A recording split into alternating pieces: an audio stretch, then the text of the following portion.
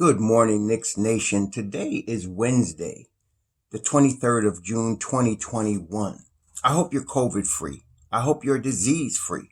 I hope your family is also disease free. I hope all your needs are being met in terms of food, shelter, and clothing, along with good health. Blessings upon those that work in the healthcare field, that are trying to help people get well, that are trying to save lives, that are trying to comfort people and help those that cannot help themselves. Most of the time, people they don't even know. Blessings upon those that pick up garbage for us to keep our places clean. And upon those also that make deliveries for very little pay and very little appreciation. Double blessings on those that are trying to help and deliver babies, boys and girls, kids, teenagers, men and women from the perverted hands of sex slavers and human traffickers who sell human bodies, sell human beings, so that sadistic and evil things can be done to them at the pleasure of others for money. Curses upon those that support this industry, and blessings upon those that are helped to end it. Finally, blessings upon those that are helping the homeless, people that are thinking about those that don't have a roof over their head, that may not have enough food, that may not have adequate clothing. 500,000 of those people, men, women, children, families, and veterans, are in the United States streets right now, and millions around the world in even worse conditions. Blessings upon those that are trying to help, and upon those themselves, for theirs is the kingdom. So last night, it felt pretty good to be watching the NBA draft and knowing that it has absolutely no effect on what our Knicks are going to do. Because we had such a good season that we don't have to worry about lottery. Now we're into next steps. I remember last year this time, if you look at some of our earlier videos from last fall, I was really trying to press for the development of our own young players and for pushing them forward under Tom Thibodeau to a new level. And I was concerned at some points during the season. I really like Tom Thibodeau as a coach, and I very rarely criticize him. He's one of my favorite coaches. I like defensive coaches. I've always liked defensive coaches. And so Tom Thibodeau is one of those coaches, along with a guy like Nate McMillan. And that's why I like anybody coming out of Leonard Hamilton's program at Florida State. All of these guys preach and teach defense and IQ. So I love Tom Thibodeau. And I was concerned, though, because of his penchant for focusing on veterans. Okay. And I was concerned because with that penchant, I was afraid that some of our guys that we drafted would not get the adequate minutes that they need to develop. Okay. But as you look back over the season, you can see that at different times during the course of the season, well, we know R.J. Barrett played a major role. We know Mitchell Robinson was slated to play a major role before he got hurt, and Tom speaks very highly of him. So you know he's going to be back. You know, and then we saw IQ, Emmanuel Quickly, play a major role coming off the bench for the New York Knicks and had some very big games for us. Okay? And then Obi Toppin, who started off getting very little minutes, started expanding his role and getting more minutes as the season went on. So at the end of the day, when you look at the situation, if you just look at it objectively and you say, okay, you got a team that was fourth in the East, and they played major roles for four players that were either rookies or in their second year or third year. That's a good thing. So now you can see that Tom Thibodeau did play, some young guys, some major minutes and played major roles in his rotation. So despite of his, what I was concerned about, I look back and I said, wait, he did actually help develop four young pieces for us while still focusing on the veterans. Okay. So that worked out very well. And then we saw, of course, the maturation, development, evolution of Julius Randle, who turned into an all-star, who turned into an all-NBA player and was the most improved player in the NBA. Okay. And he's got more room to grow. I know y'all don't believe that, but he does, because I always believed in Julius Randle's talent. There was no questioning that Julius Randle had talent. What I didn't know was his desire to get better, to become the best he can. I didn't know how much Kobe Bryant affected him in terms of work ethic, in terms of determination to be a champion. But he showed all that this year. And some of y'all still sleeping on him. I'm talking about this ceiling. Y'all don't know what you're talking about. This guy's going to get better. Okay. And it's not new. It's nuanced things. Like you might see a more consistent 40% 3-point shooter from Julius Randle, a more consistent IQ defender than Julius Randle, because IQ has been a lot of his problems, right?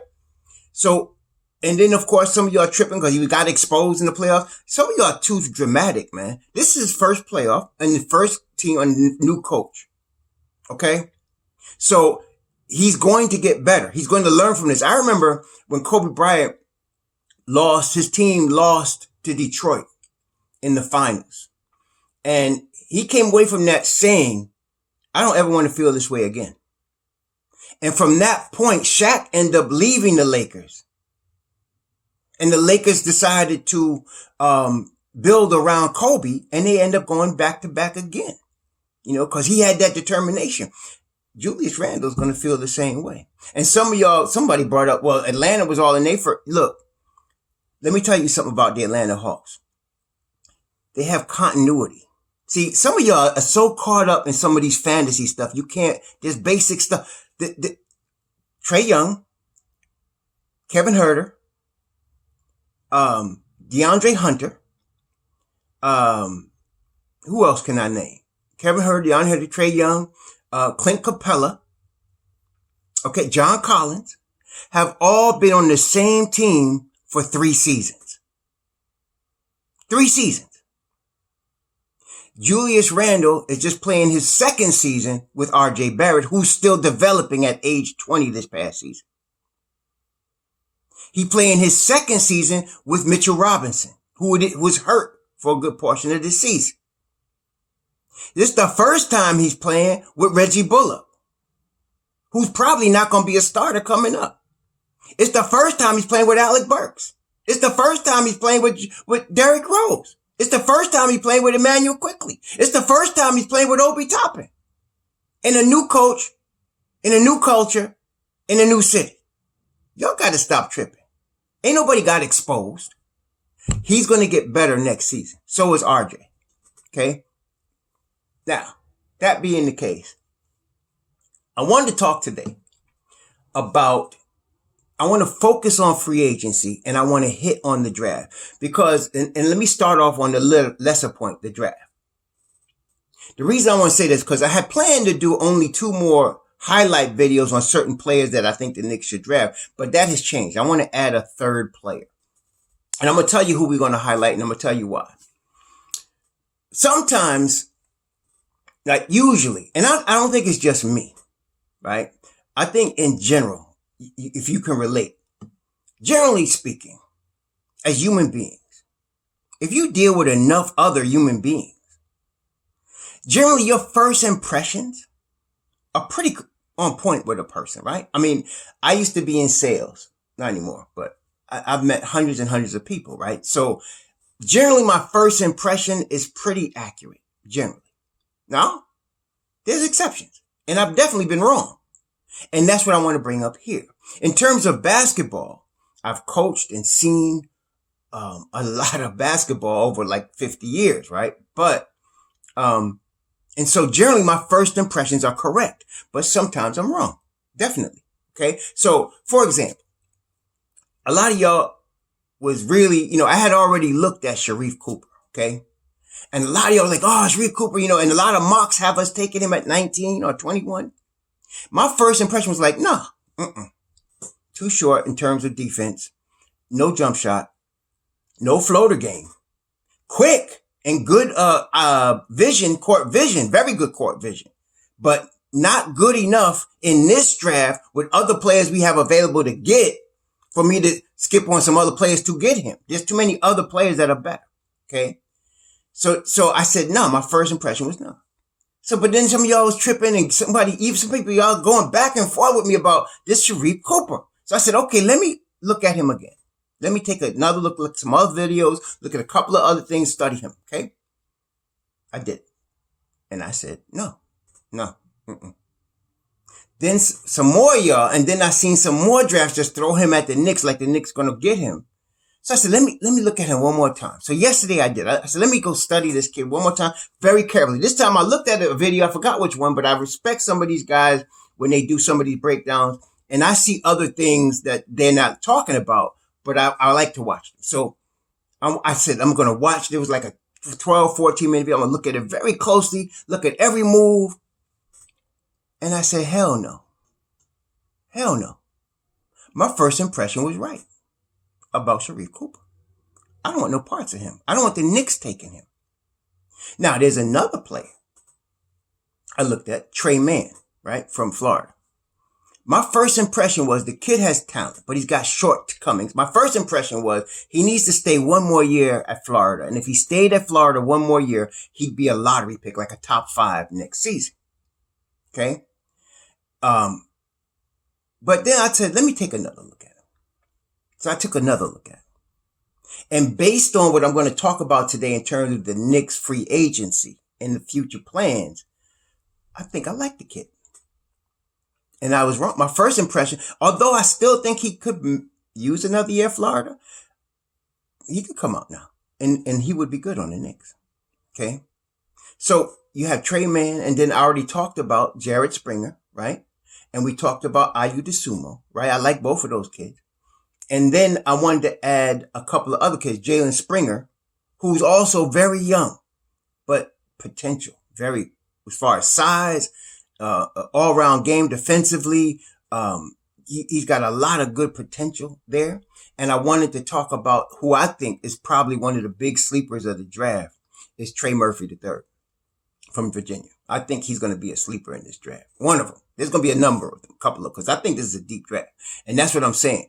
I don't need to look, like if it was a very weak draft and there was no guards available, you might look at a Sharife Cooper and say, okay, maybe we could try to work with him. But there's just too many other guys that are better for us, that are just better basketball players than him for us to look at a guy like that. We don't need to.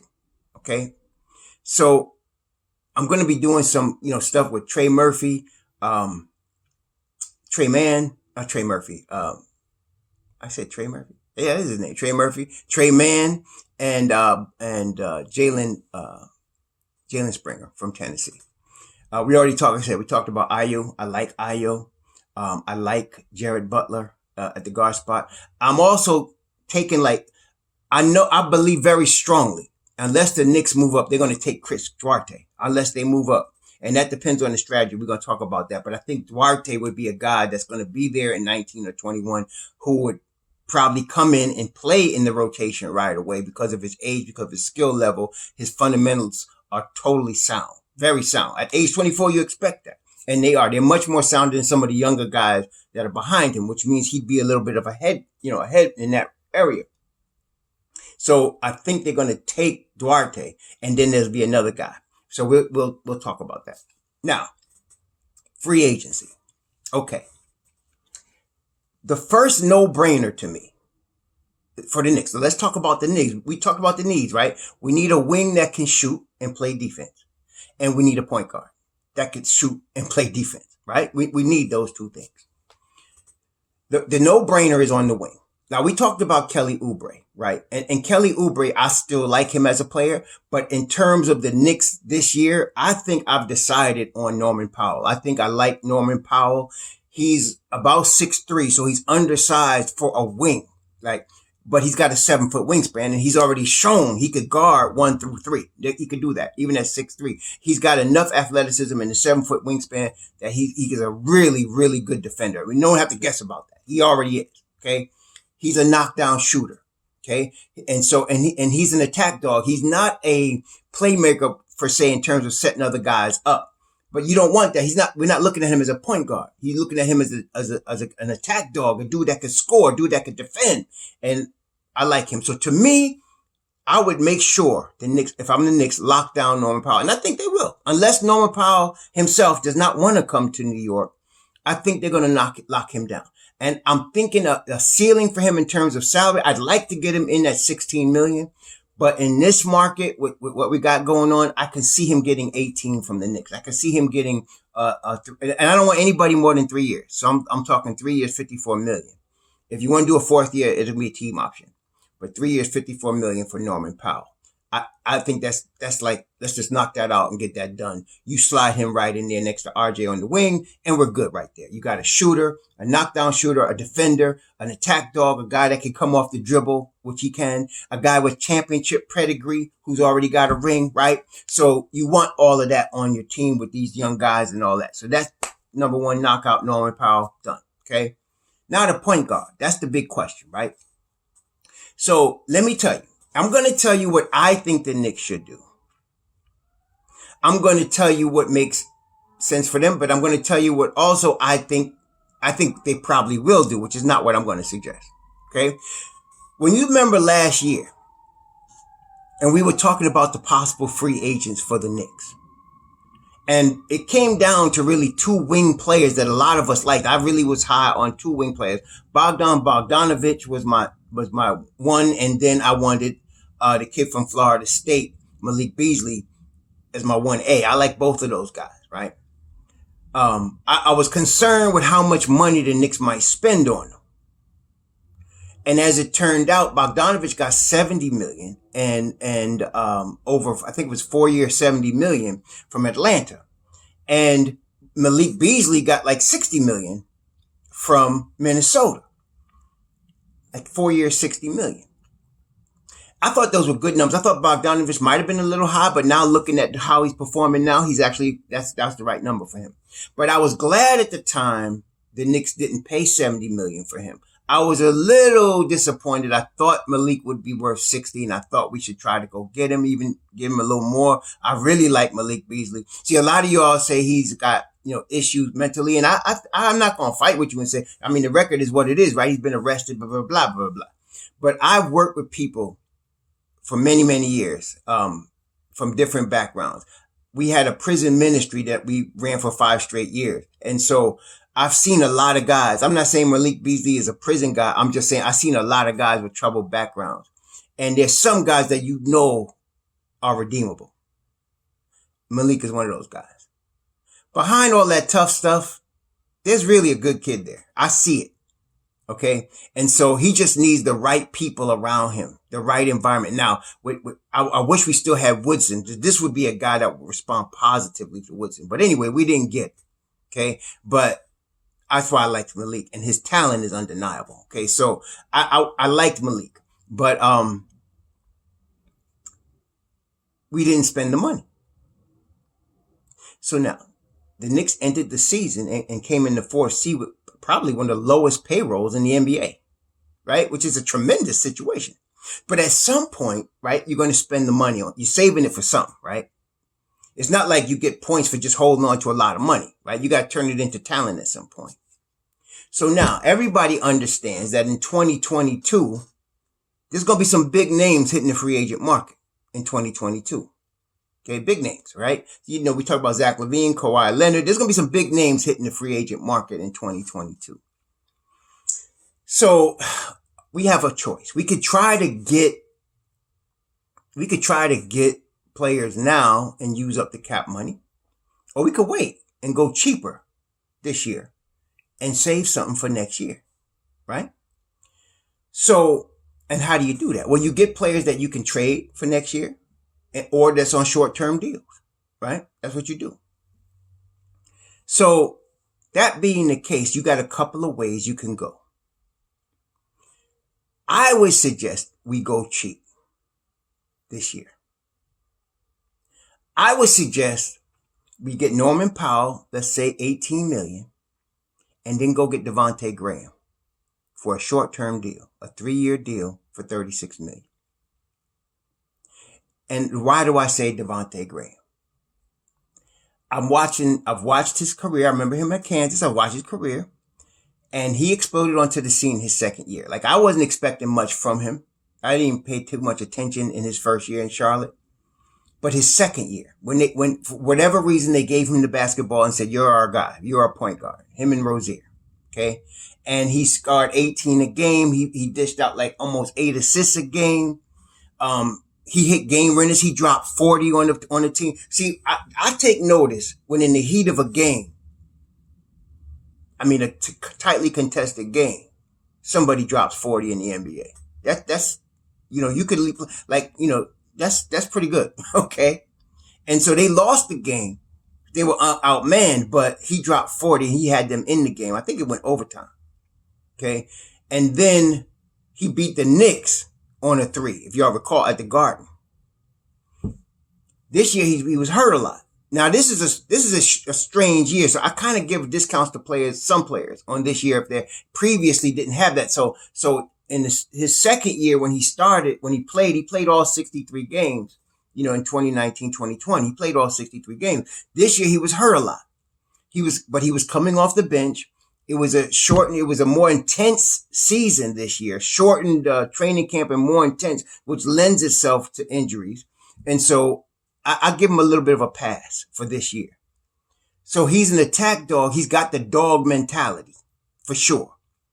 He's an odd man out in Charlotte because they got Lonzo Ball, right? They're going to play Lonzo Ball and they're going to play Terry Rozier. Devontae Graham's got a taste of starting and got successful. He was in the conversation for most improved player that year. That was 2019, 2020. So we can get him relatively cheap. Okay. At 12. And if we use that money, that's 30 million of our 52. Everybody else we could put on short-term deals, 1 year, 2-year contracts, second year team options, right? So that if we need to move that money, we can. And then we can make a trade with somebody and get extra money if we need to free up, because when you want a max guy, you might be starting in the 30 million range, right? So that gives us the flexibility to be ready for 2020 if we want to make a move on one of them big cats, but still be moving forward this year. Because I think with a Devontae Graham, a Norman Powell, you bring back a more improved RJ Barrett, a more improved Julius Randle with a healthy Mitchell Robinson. You bring back your bench, which will be a Derrick Rose. You got your IQ still under rookie deal. Derrick Rose on a short-term 2-year deal with a team option on the second year. You bring back Taj Gibson on the same. You got your vets right there. Then you still got an improved Obi Toppin. And now I'm thinking, you still going to have, you might have, I don't think we're going to keep Nerlens Noel. I don't think we're going to be able to afford him. I think he's going to get a longer-term deal with more money. But if we did, that'd be good, but I don't think we will. So you're going to have Obi, and I think we should be able to keep Reggie Bullock to come off the bench. So I like the bench with Rose, IQ, Obi, Bullock. I like that bench, right? I don't know where Frank Ntilikina is going to be here or not. If he is, that's good. If he's not, okay, I hope he does well. Whatever he does, that's my favorite Knick. So I don't know what's going to happen. I don't want to even try to predict it because I don't know. We're going to see within a month because they're going to make a decision within a month. We're going to know by draft night. I think we're going to know by draft night for sure. So we'll see what happens. But that's going to be a good rotation team, first and second units for Tom Thibodeau. And like I said, Devontae's a dog. He's a big gun player. I like him. Him and Spencer Dinwiddie are very similar, but Devontae didn't hurt his knee. Spencer just did his ACL up. He'll probably come back stronger, but I think Devontae he's already shown as the starter what he could do. So that's what I'm saying. If you want to go cheap and be prepared for 2022, I want to do that. I think that's what they should do. I don't think they'll do that though, because I think you're going to see a little bit of a tug of war behind the scenes. We won't see it. I think Tom Thibodeau wants Kyle Lowry. He'll love Norman Powell, and he wants Kyle Lowry because Tom Thibodeau wants to win this year. That's how he thinks. Okay? How much juice he has with the front office to do that, I don't know. But he's going to want Kyle Lowry. And he's going to want to pay the $25 million per for 2 years that's going to take to get Kyle Lowry. Okay? He's going to want that. And so he's willing to, he don't care about future. Okay? He wants now. So you're going to have the same young kid you had and Kyle Lowry. I can see that as a possibility. I'm not saying it's definite. I'm telling you what I think Tom Thibodeau wants. He don't want Devontae Graham because he thinks Kyle Lowry could win him a chip. Now, okay? He don't want Lonzo Ball because he's inconsistent and he has to work with him. And Tom ain't got that kind of patience. Okay? He wants Kyle Lowry. That's what I'm thinking. I would take Devontae for the reasons I told you. Okay. But he wants Kyle Lowry. And I don't know if the management is going to go with that because I believe the management wants Lonzo Ball. Because the management is thinking if we get Lonzo Ball, who is now going to be 24, we got Lonzo Ball. I think he's going to be 24. So we got our point guard for the next 10 years. That's what they're thinking. We don't have to worry about it. Not only that, James Dolan would like it because Lonzo Ball is box office, right? He's box office, as certain terrible announcers like to say. But Ball would bring, not that you need to worry about selling out Madison Square Garden, but it would bring even more money in terms of endorsements and all that other stuff, the commercial money that's going to come from the corporate money to Madison Square Garden, bringing in Lonzo Ball, bringing in any of the balls, but Lonzo Ball brings his father, and that's going to be a whole bunch of stuff, man. So you get your point guard of the future, you lock him down, and you got your guy, and that's it. That's what I think the management wants to do. Okay. Now, who wins this tug of war? I don't know. I know I personally do not want to get in a bidding war with Chicago because that's what's going to come down to. Chicago's going to throw the kitchen sink to try to get Lonzo Ball because Chicago wants to keep LaVine, right? We all know LaVine is going for the big time extension next year. And I know some people think, some idiots, some of y'all used to using the word delusional with the Knicks. This is a different team now. We under a different manager. Maybe y'all didn't know that. But this is not the delusional Knicks. And neither some of the fans a little crazy, but delusional is disrespectful, I think. Because LaVine is going to be an unrestricted free agent.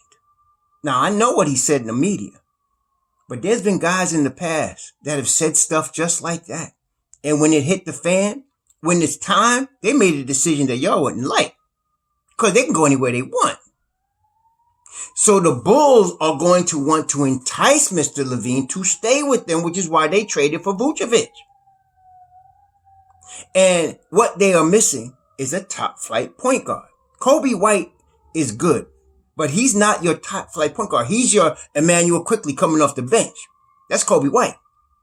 They want a top flight point guard. And I think they've got their eyes set on Lonzo. And I think they'll overpay to get him. I don't want to enter that bidding war. I don't know if Leon Rose would. I don't know. I really don't. I don't want to pay $20 million for that kid. I just don't. Not right now. Let him prove himself a little bit more consistently. He has improved this year. There's no doubt. He got talent. He could play defense. He's not good at getting to the basket very well, but I can live with that. He can hit the open three. But I don't know. I don't want $20 million a year for Lonzo Ball. But I'm telling you, Tom Thibodeau will want Kyle Lowry. The management will want Lonzo Ball. But I'm telling y'all, if you're really trying to set up for 2022, get Devontae Graham. We'll still be in the top 6 in the East. Barring injury with Devontae. Look, I looked at his second year versus Lonzo Ball's second year. Oh, no, I looked at Devontae's second year versus Lonzo Ball's this past year because this was Lonzo Ball's best year. I don't want to me, all the other seasons are development, right? So you're getting to the point where you're starting to see what they are. So I looked at Devontae Graham's 2019-2020 season and compared it to Lonzo Ball's 2020-2021 season. Lonzo Ball was 23. Devontae Graham was 24. Now Devontae is now 26. Lonzo is going to be 24, 25, whatever. So now Ball averaged 15 points this past season, 6 assists, right? 1.5 steals, 4 boards. Pretty good, right? Pretty good. He shot 48% from the field. He shot 38% from 3, tremendous, right? And he took 8 attempts a game, which was very good, right? So he had a good season, 41. Devontae averaged 18 and 8. 18 and 8, right? They're pretty even at the free throw line. Devontae's been consistent, but again, Ball really improved. He's 78% this year from the free throw line. Very good. And Devontae's 82. Devontae's not as good from the field. He shot 40% from the field versus 48. From 3, they were pretty much even. Devontae took 9 threes a game and shot 37%. Lonzo took 8 threes a game and shot 38%. So he said pretty even. So Devontae's a bit better scorer. Lonzo's a bit better defender. But Devontae's not like, he's not a scrub on defense, right? He can score, and he's going to be able to fit with Tom Thibodeau on defense, is what I'm saying. But if Lonzo cost me 20, and he's going to want 4 years, 84 million. And Devontae's going to cost me 36. And I could trade Devontae if I need to, if I want to go get somebody better next year. I would rather have Devontae. But like I said, I think at the end of the day, they're going to go get Kyle Lowry. That's what I'm thinking. Tom Thibodeau's going to win this war.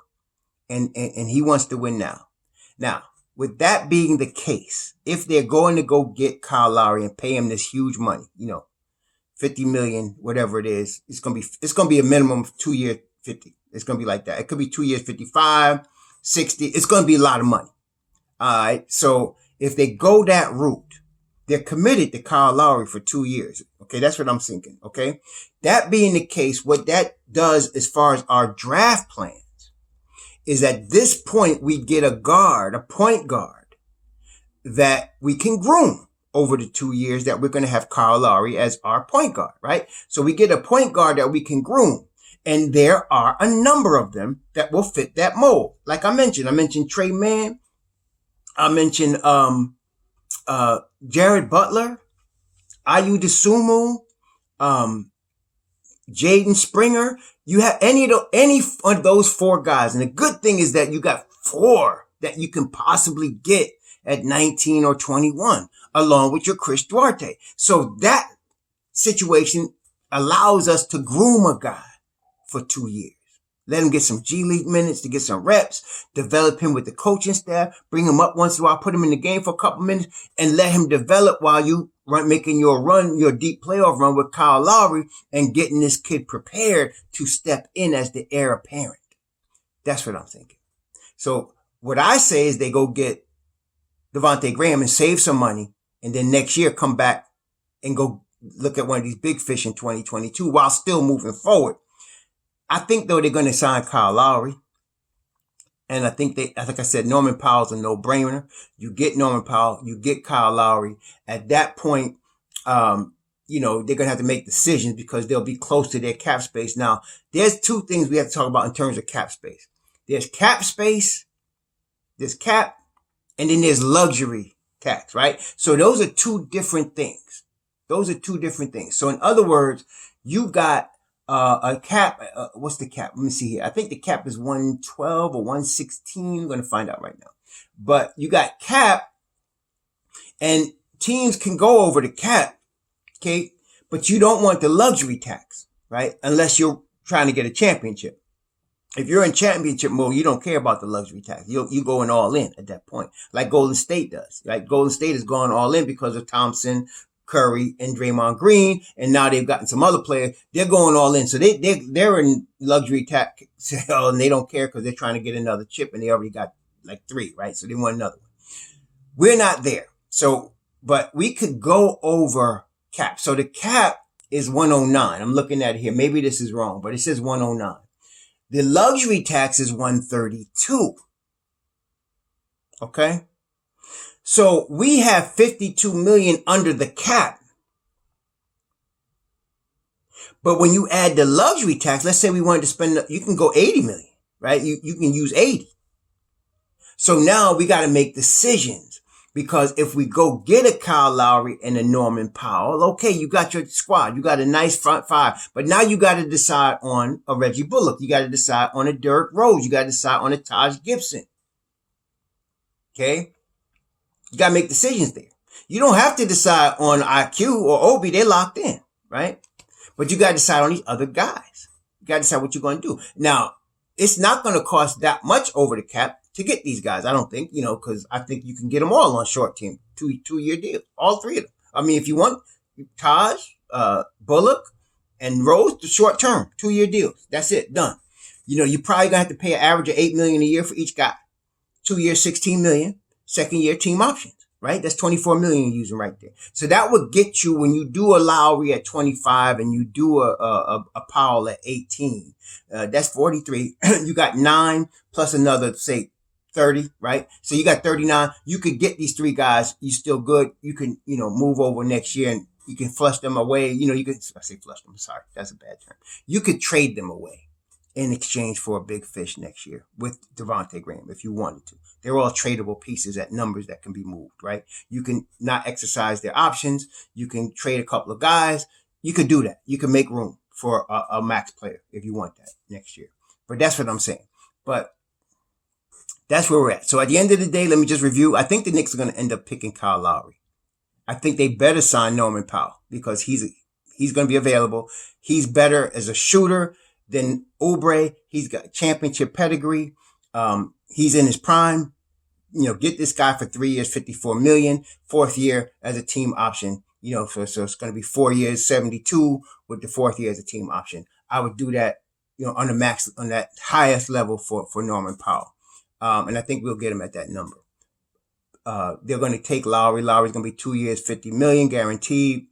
That's going to be that, man. And then we're going to try to make a run. They're going to try to make a deep run because Tom Thibodeau wants to do that. Now, I don't think we're championship material, but I do think we can push for the Eastern Conference Finals if we have the same level of health that we had this past season. Health, I say, because the best ability is availability. The Knicks were pretty much available most of the year. So if we can continue that trend, I think, we'll be pushing for the Eastern Conference Finals. I think that Kyle Lowry is CP3. He's got enough in the tank to get us to that level. Plus Norman Powell, like I said, him and Norman Powell have played together. It's not like they're strangers to each other. That's big that they're used to each other. So I think that's the way we're probably going to go. So we're probably going to draft a young point guard that we could develop over 2 years. Like I said, there's a lot of options out here that we could get in that mold. So we'll talk about that. But that's what I think they're going to do. I would rather them get Devontae Graham and and try to go for somebody next year that we can try to pay Devontae, because Devontae, I think he'll take the 336. I think he will. And I think he's going to have a chip on his shoulder, the way Spencer Dinwiddie does, which I like. He's going to have that Chris Childs chip on his shoulder. And I could see him. He's already shown he could show out in Madison Square Garden. So I'm not worried about Devontae. And I think he's cheap, and I think he can win us some games. And I think we can still be top 6 in the East with him as our point guard. But I don't think the management's going to think that way. I don't think Tom Thibodeau's going to think that way. I think Tom's going to want Kyle because he wants to win now. I think the Knicks will end up obliging him and getting Kyle Lowry. I think it's going to be a major media event, obviously. I think they're going to get Norman Powell and Kyle. It's going to be the big reunion between the two ex-Raptors. And I think we're still going to be top 6 or push for even more in the East coming season. Like I said, health willing. I'm expecting a better Julius Randle, a better RJ Barrett, a healthy Mitchell Robinson. And yes, I think we're going to be very dangerous next year. The bench, I'll see what they're going to do with that. I still think they will re-sign Taj and Rose because those are Tibbs guys. I think they'll bring back Bullock. I don't think they're going to bring back Burks. I don't think we're going to be able to keep Nerlens Noel, but that's why you got Taj as their backup center. I don't know if they're going to draft a center. I know some of you guys talked about drafting a 5. I don't know if you're going to do that because that's another guy you got to train that's going to be in foul trouble because he's a rookie. Rookie centers, rookie 5s get in foul trouble, y'all. That's just how it goes. So we don't want that trying to make a deep playoff run. I can see them getting a veteran center. If Nerlens goes for big money, I could see them possibly trying to get a veteran center in here, with that. So we'll see how that works. But I think it's going to be Lowry and Norman Powell. That's what I'm thinking. So anyway, we're going to see though. We're going to see what happens. But I'm excited. Whatever they do, I'm going to support the orange and blue. All right. Shalom. Be safe out there. Happy Wednesday.